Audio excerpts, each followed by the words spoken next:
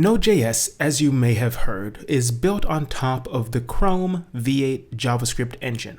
So to properly understand what Node.js is and what it does, we must first take some time to understand what V8 is, how it works, and what JavaScript engines are in general. To do that, it's worth taking a step back and defining a few key concepts around this topic first. First, it's worth understanding that modern-day computers only understand machine code, and that machine code looks nothing like the programming languages you may write. Machine code looks more like a string of ones and zeros than it does JavaScript or C++ or PHP or Ruby. So most programmers never attempt to write raw machine code instructions. Instead, they write quote-unquote high-level programming languages. High-level languages are those that abstract away the close-to-the-metal operations that the CPU is doing, like loading, adding, comparing, and storing numbers to and from RAM, and let the programmer create variables, perform operations, execute functions, and the like.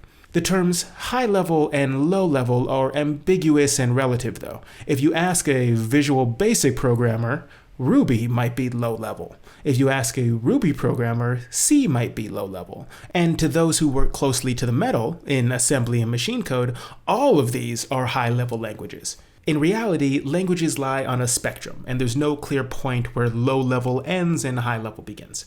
But one thing is for certain: JavaScript, C++, Ruby, and all the other popular languages are completely foreign to the computer itself. It doesn't understand them. So broadly speaking, one or more things need to happen before a computer can run a program written in a modern programming languages. This is the work of three main groups of software: compilers, transpilers, and interpreters. There are also others such as assemblers, but those are outside the scope of this course. Compilers, they take source code, that is code written in a programming languages, and turn it into machine code, or assembly, or bytecode, or object code, or something else low level, so that the computer can run the program easily, or only has to take a few short steps to run it. Compilers create executables. These are programs that are ready to be run. Transpilers take source code and generate more source code of another type. Common examples of transpiling include turning CoffeeScript into JavaScript, or turning less or Sass into CSS. Interpreters, they take source code and directly execute it themselves. They do this by performing real-time intermediate steps, such as compiling pieces of the code as it goes and optimizing aspects of it for performance. So you can think of interpreting as compiling plus executing, except interpreters don't leave behind any artifacts, any executable programs like the compilers do. So what is V8? Well, V8 is what we call a JavaScript engine, and JavaScript engines are interpreters for JavaScript. V8 compiles JavaScript down to native machine code and executes it.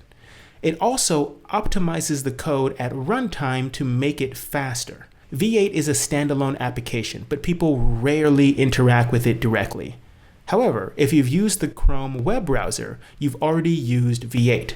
If you've opened up the console and debugged JavaScript on the client side, the repo you're interacting with is V8. There are a couple other JavaScript engines you're probably familiar with. If you've ever built an app in React Native, or if you've ever used the Safari web browser, you've been interacting with a JavaScript engine called JavaScript Core.